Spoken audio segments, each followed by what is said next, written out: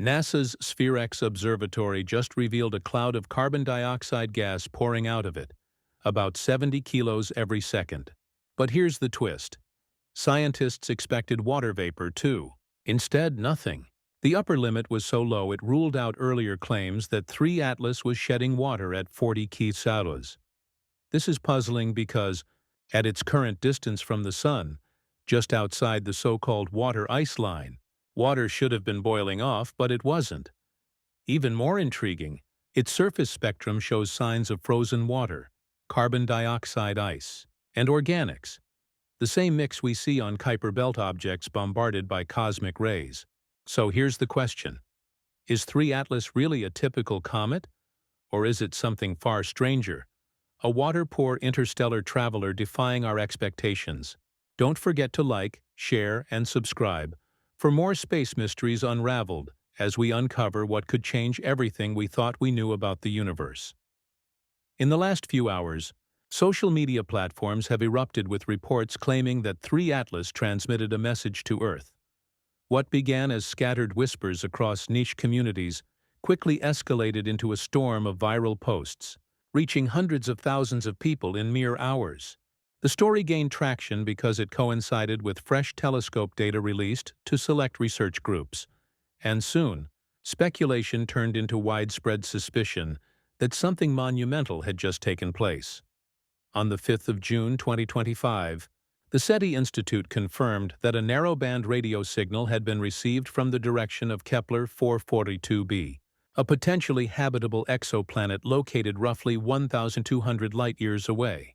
For over 4 decades, SETI has scanned the skies in search of meaningful transmissions, logging and analyzing thousands of unusual bursts of static, pulsar noise, and satellite interference. But this signal stood apart from the rest. It did not arrive randomly. It repeated. Even more surprising, the signal's modulation patterns carried unmistakable traces of structure, as if encoded language had been woven into its intervals. Scientists who compared it to traditional codes like Morse noted the resemblance but stressed that it was far more complex, with levels of organization beyond any natural explanation. The first press briefing revealed how extraordinary this find was. Dr. Lena Romani, an astrophysicist from Berkeley who had long collaborated with SETI, addressed the world. Her voice trembled as she described the phenomenon. She admitted that it was unlike anything the Institute had ever encountered, and acknowledged that the patterns bore the unmistakable hallmarks of intelligence. She stopped short of drawing absolute conclusions, but made it clear the discovery was far beyond ordinary space. Then the stream abruptly cut off mid-question and never returned. Viewers initially thought it was a technical glitch, but when the press conference vanished entirely without follow-up, unease began to spread. 2 days later, on the 7th of June, an anonymous user on an underground forum posted what they claimed was an internal NASA briefing document. While the source seemed questionable, the file contained technical data that was far too elaborate to dismiss. Spectrograms, waveform breakdowns, encryption models, and even AI-assisted translations were included. The most shocking part was a partial transcript of the decoded message. It stated, "We have watched. We come in cycles. You are not alone. Prepare." The starkness of the words fueled an online firestorm. Independent researchers, data analysts, and amateur astronomers rushed to examine the document, cross-referencing its content against known signal analysis techniques. The thread exploded across platforms, leaping from online forums into mainstream social media, with entire communities working in real time to unravel the mystery. By the 9th of June, the information vanished. Threads were deleted, accounts banned, links erased, and even archive snapshots disappeared. To many, this erasure only reinforced the suspicion that something genuine had slipped out. 2 days later, on the 11th of June, the White House issued a carefully worded statement. It acknowledged that anomalies had been detected in communication arrays, but insisted there was no evidence suggesting an intelligent origin. The message also urged the public to ignore misinformation spreading on unofficial platforms. That same day, NASA's Deep Space Network went offline for what they described as scheduled maintenance, SETI's official website was locked into restricted access, and the Allen Telescope Array livestream, once running around the clock, displayed only an error. The timing of these shutdowns was too precise to be dismissed as coincidence. Soon after, a whistleblower using the alias Jed, who had previously worked with the Jet Propulsion Laboratory and whose credentials were verified before his profile was scrubbed from the internet, revealed that the transmission had not been a one-way occurrence. Earth scientists had sent signals back to the source, and multiple responses had been received in return. These replies were transmitted across different frequencies, carrying the unmistakable fingerprints of intelligence. When pressed further about the content of the new messages, he revealed only that it was not a threat, but an invitation. Despite the magnitude of this revelation, media coverage dwindled. Major networks avoided the story. Independent journalists reported unusual difficulties in publishing, and podcast episodes covering the subject vanished from their platforms. Even notable scientists who spoke out seemed to retract their statements.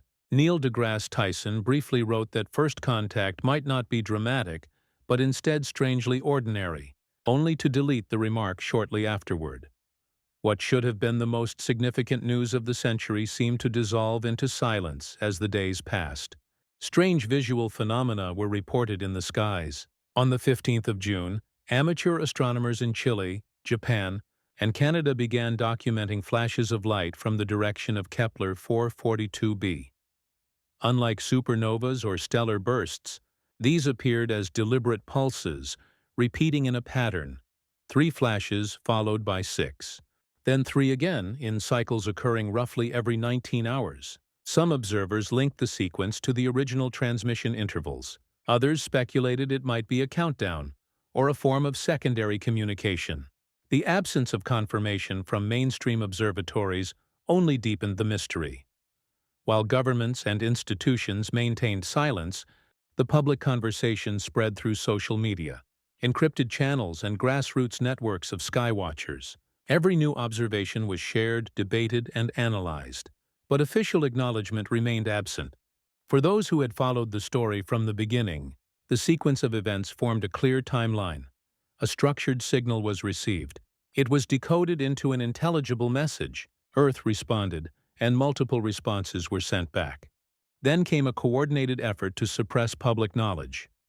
The decoded phrase, "prepare," became the focus of debate. What were humans being asked to prepare for? Some argued that it was an announcement of arrival, a warning that a presence was drawing nearer. Others believed it was an invitation for dialogue, a call for humanity to step beyond isolation and into a galactic community. A smaller group feared that the message signaled a shift in cycles, suggesting that whatever intelligence had reached out had done so many times before, always watching, always waiting, returning according to some unknown timetable. The flashes of light, repeating in their 3 to 6-3 pattern, were seen as proof that the message had extended beyond radio waves and into visual signaling. This dual-method communication demonstrated a sophistication that left little doubt as to its deliberate nature.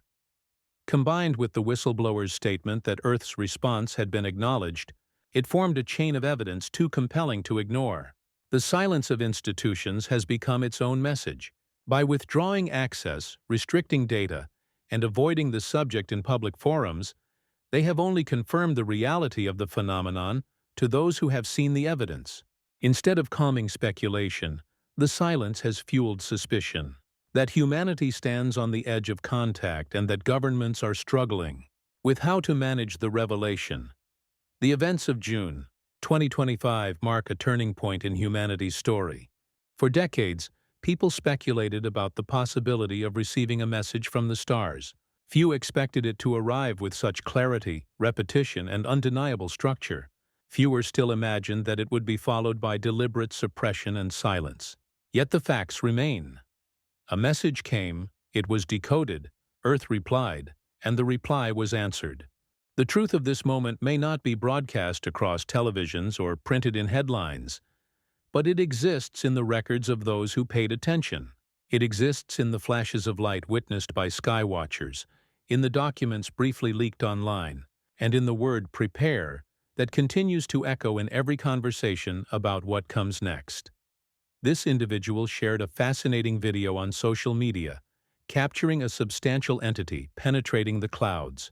Following its submission, the video spread across various groups, prompting researchers to delve deeper into its nature. According to the individual, while peering out of the airplane window, he noticed something peculiar in the distance. Hastily grabbing his camera, he commenced recording, emphasizing the discernible visibility of the object from a considerable distance. Moreover, he described the object as having 4 sizable arms that pierced through the layers of clouds.